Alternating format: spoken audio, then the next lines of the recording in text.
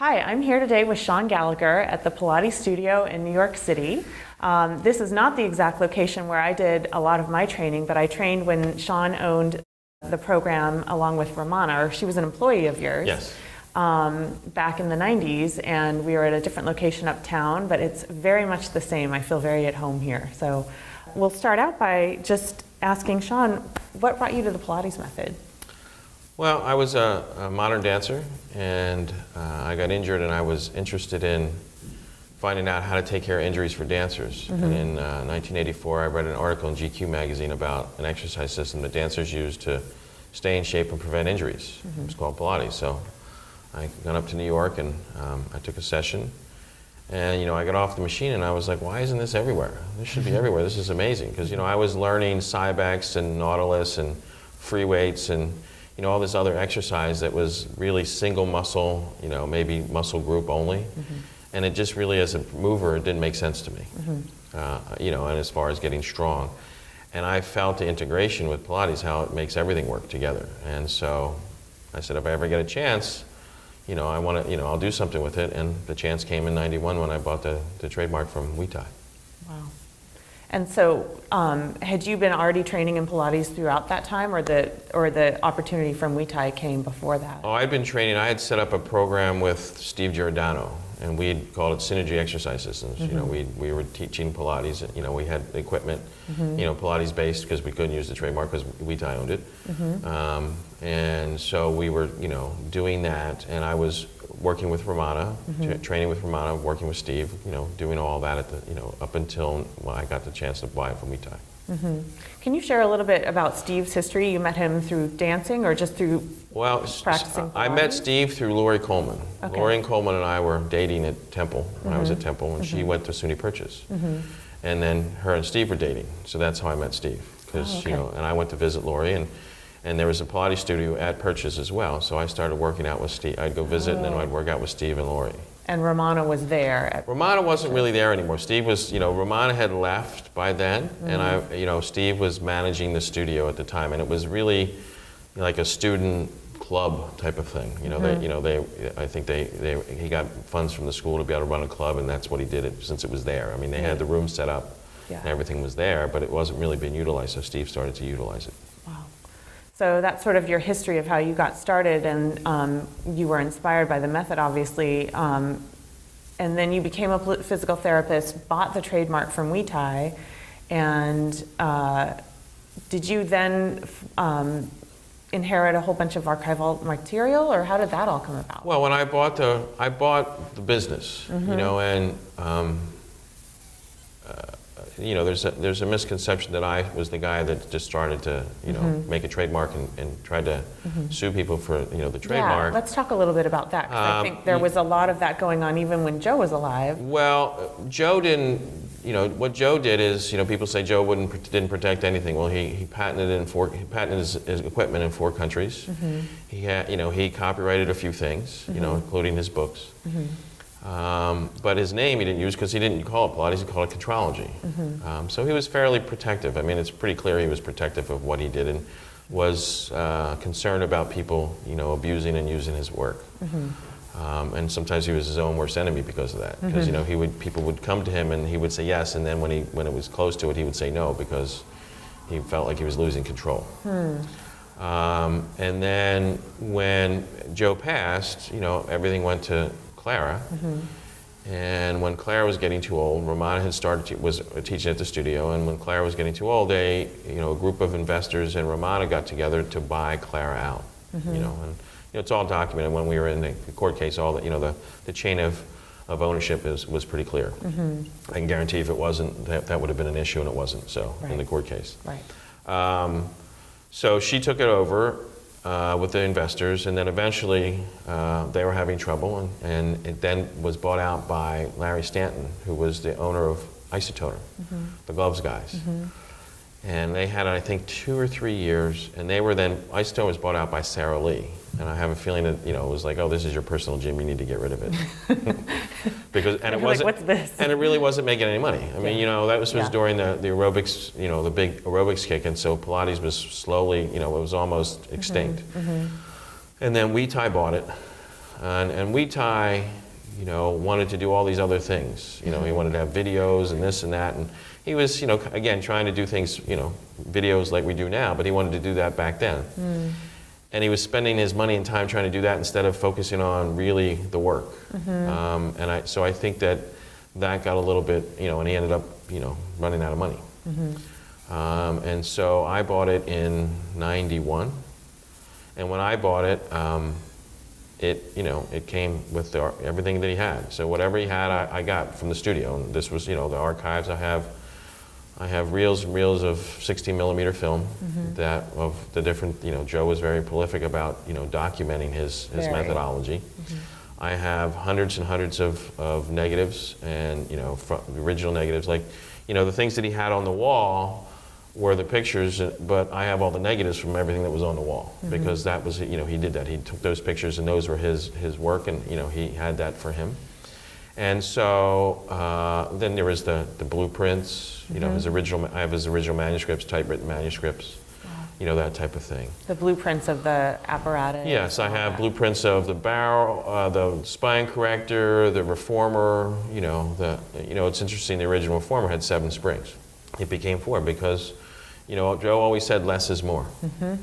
And, you know, and if you look at how the system is designed and how it works, you know, 4 springs is all you really need because it's finding a balance between the stability and mobility function of movement, and he takes that through the developmental sequence. So he challenges that it's, you know, centripetal and centripetal. You know, there's always a force going out and there's always a force going in. So there's a stabilizing force and there's a movement force, and that's what Pilates does. You know, he found a way, and I'm not even sure he knew this. You know, in a scientific term, but he found a way for that balance, and that's why, you know, when you're on the reformer and you're doing a long stretch, if you take a spring out, it's a harder exercise, you know, and traditionally in exercise, you know, to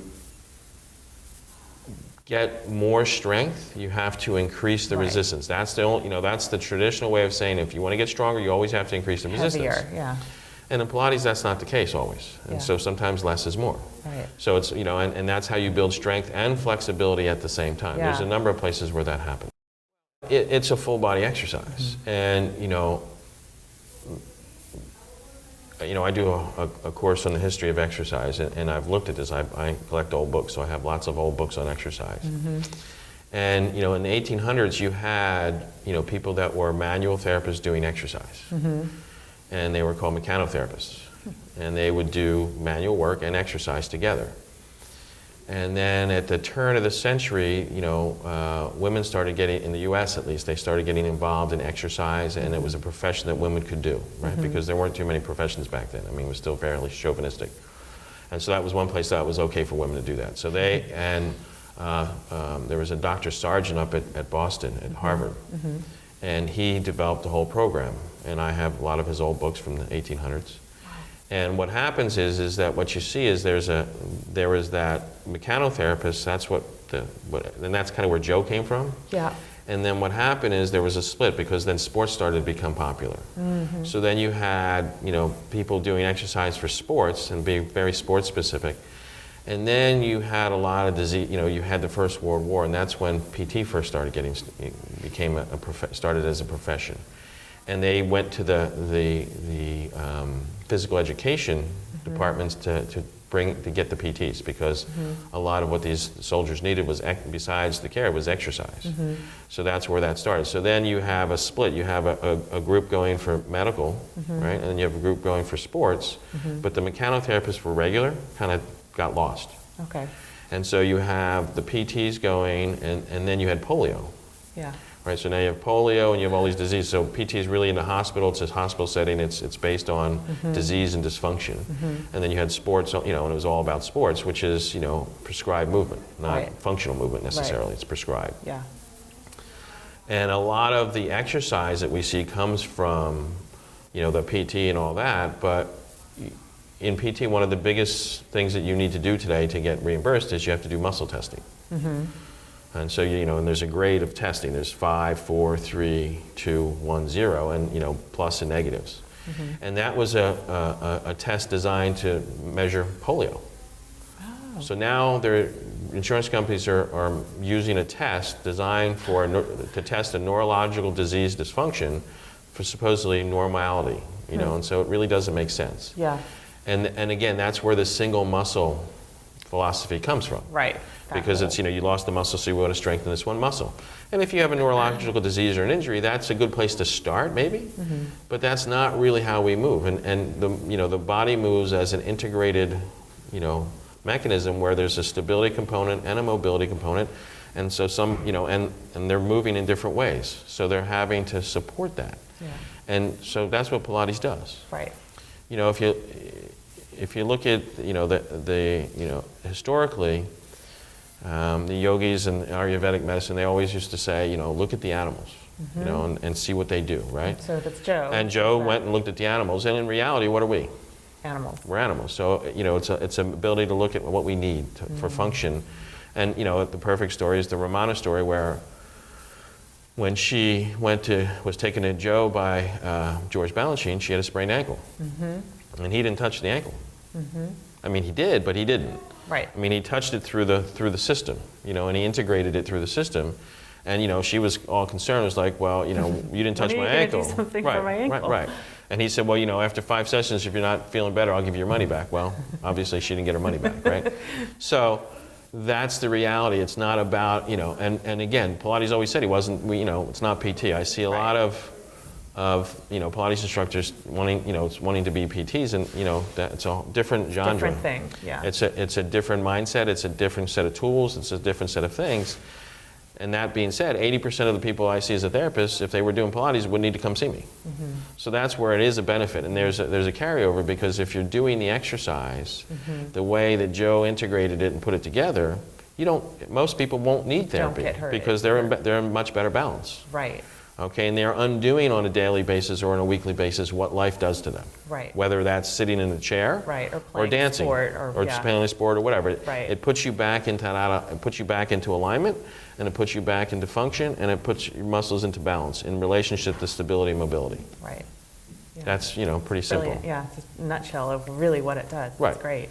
Can we talk really briefly about this, because I'm sure everyone watching this is like, what is that? This is the iron. This is the iron shoe, and you can see here it says Pilates Universal Reformer. He put Universal Reformer on everything after a while. Yeah. And it says New York City patent pending. So this was a shoe, and you would have straps in here, and you could put it on your foot. And then you do as exercises as a weighted foot. And there's it's really different. I've tried it. If you put an ankle weight on compared to this on the bottom of your foot, it changes it's a mechanical difference, right, and mechanical advantages and changes that way. And if that wasn't enough, then you could add a weight to it, right? So feel that. Okay. And then we add that. It's probably about 1.5 pounds. Yep. And then, you could add more than one.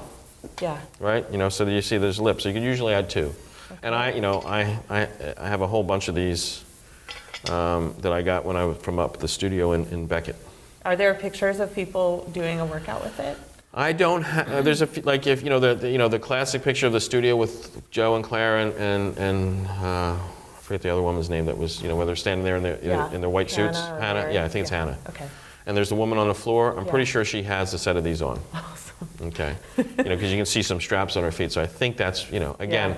I haven't tried to It's pretty great. Go down and look at it all. Yeah. Well, there's a lot of things that again. There's a misconception, I think, in that I was at a conference probably about 2 or 3 years ago, and there was somebody speaking, and he basically was a PT, and he was, and his lecture was on Feldenkrais. And, he went to, luckily he was before me, so he went up and said, well, Pilates is just about the core. And that's it, and that's all it is. And then he went on to say, Feldenkrais is much more dynamic and does all these other things, and it's functional, and it really works all, the whole body. So I went back that night. Luckily, I had my hard drive with me that has all the archival stuff on it. So I went through, and my lecture the next day went through and showed, everything, a little bit of everything, to show that it's not just about the core. It is about, there's a thing, everything from the finger to the breath to the foot. the core is, everything emanates from the core, but he didn't just say, okay, let's just do core work. If he had an issue with the knee, he used this a lot for knee problems, right? Because you wanted to put weight on the end so to strengthen the knee. Right. So that's what he did. So he had peripheral work, but you had to have that strong core first, and that balance between that stability and mobility. And then once you understood that, if there was a specific injury or problem, he modified it and he worked on it. We have a set order, and I'm not sure Joe had a set order per se, but for teaching purposes, the first thing I did when I bought the trademark was try to professionalize the program.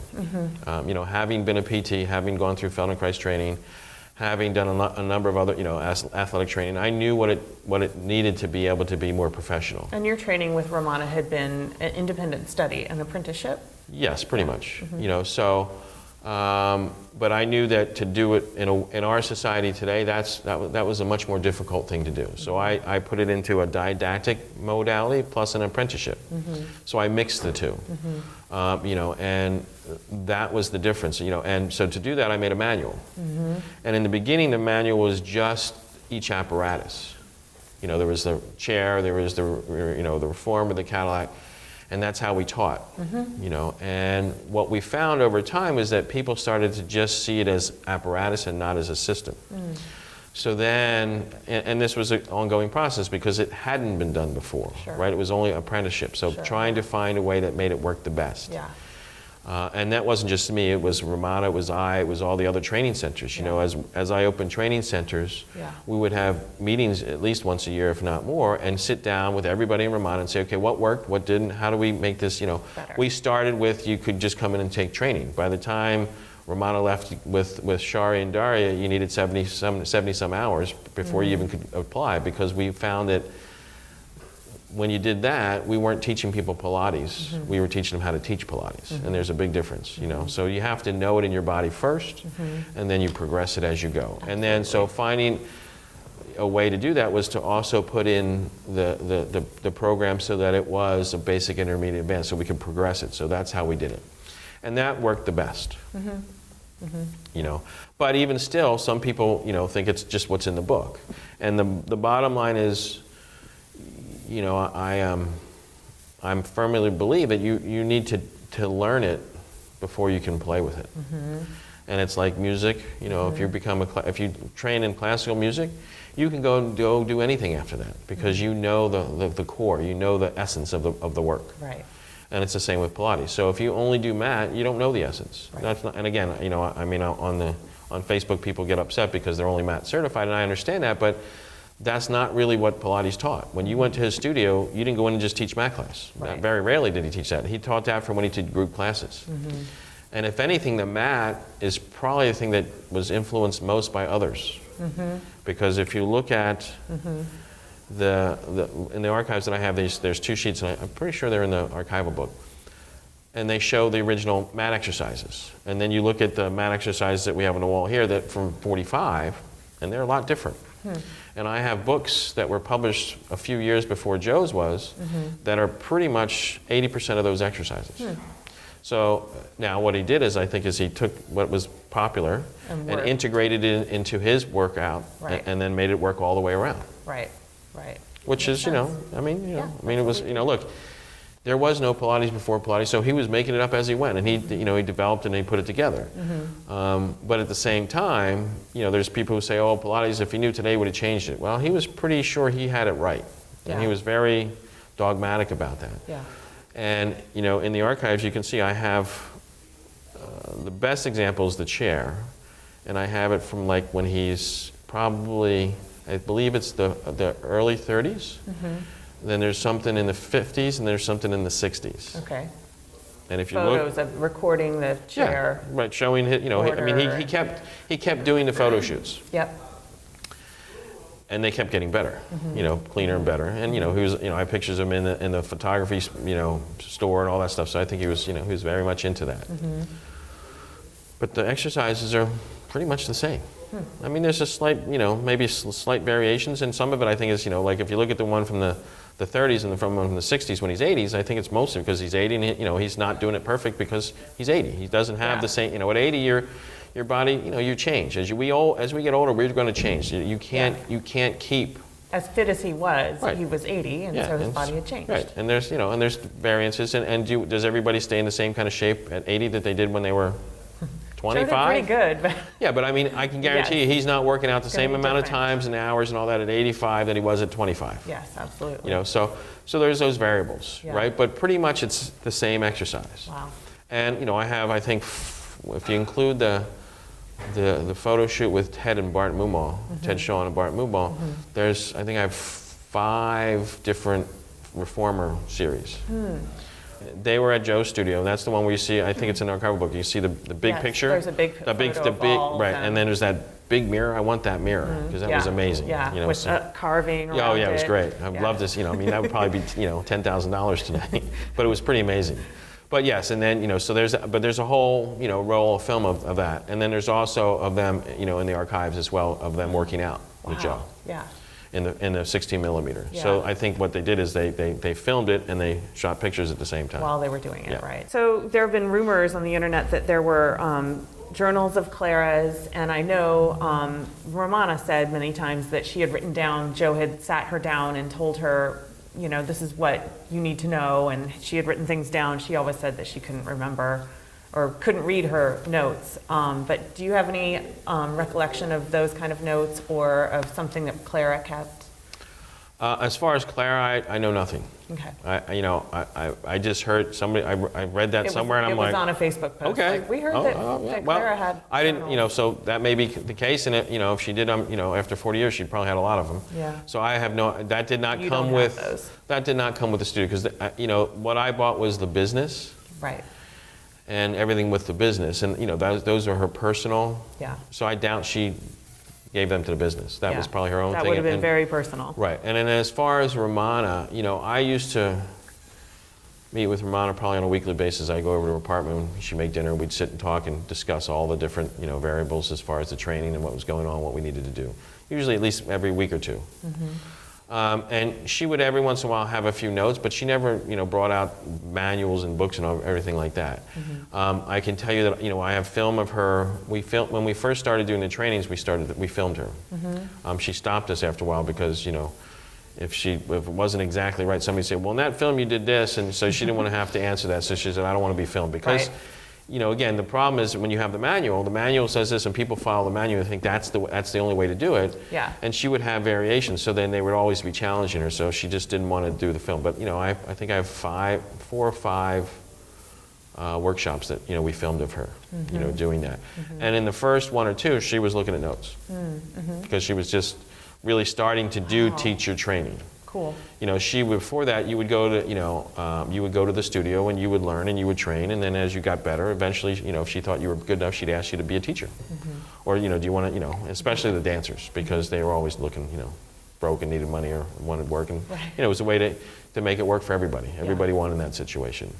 So that when we started to do that, the manual was, was not always easy because it was trying to codify something that wasn't really. It's all really a gray area. Right, well, it wasn't written down necessarily 100% before. It was sort of that, and and that's what I tried to do. I tried to say, okay, well, what is it really? Here's where you start. Right, because Wee Tai had a manual before I did. He tried to do a program, and he did a basic. He envisions a basic, intermediate, and advanced, because that's sort of how they were doing it at the studio, because the cards, you could see that was the workout. But his manual was the Gail Eisen and Richard Friedman's, mat exercises, and then some other stuff, and that was his manual. So it was really a basic, it didn't have any of the apparatus. Limited, Yes. And when people came and certified then, the only thing he ever gave them was a basic certification. Like, Amy and Rachel only have a basic Pilates certification. Moyer Stott only has a basic Pilates certification because I have copies, so I know what it says, and it says basic. So they didn't, now they may have gotten more, but their certification was only a basic certification. That's what they were certified as.